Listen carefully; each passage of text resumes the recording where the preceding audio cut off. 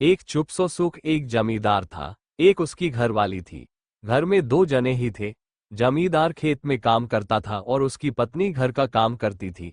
पति पत्नी दोनों ही गर्म स्वभाव के थे। थोड़ी थोड़ी बात पर दोनों में ठन जाती थी।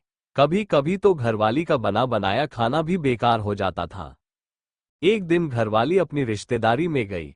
वहां उसे एक बुजुर्ग औरत मिली।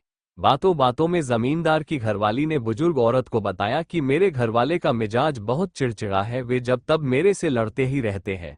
कभी कभी इससे हमारी बनी बनाई रसोई बेकार चली जाती है। बुजुर्ग महिला ने कहा, ये कोई बड़ी बात नहीं है। ऐसा तो हर घर में होता रहता है। मेरे पास इसकी एक अचूक दवा है।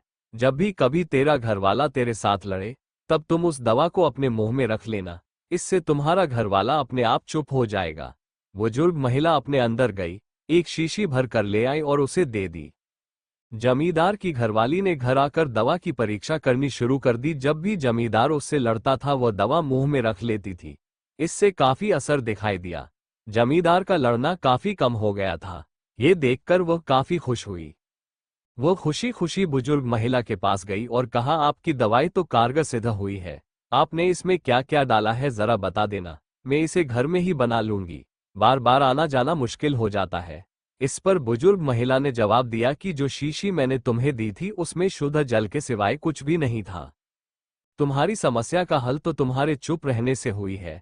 जब तुम दवा यानी कि पानी को मुंह में भर लेती थी तो तुम बोल नहीं सकती थी और तुम्हारी चुप्पी को देखकर तुम्हारे घरवाले का भी क्रोध शांत हो जाता था। इसी को एक चुप सो सुख कहते हैं। बुजुर्ग महिला ने जमींदार की घरवाली को सीख दी कि इस दवा को कभी भूलना मत और अगर किसी को जरूरत पड़े तो आगे भी लेते रहना। जमींदार की घरवाली ने बुजुर्ग महिला की बात को गांठ बांध लिया और खुशी खुशी अपने घर वापस आ गई।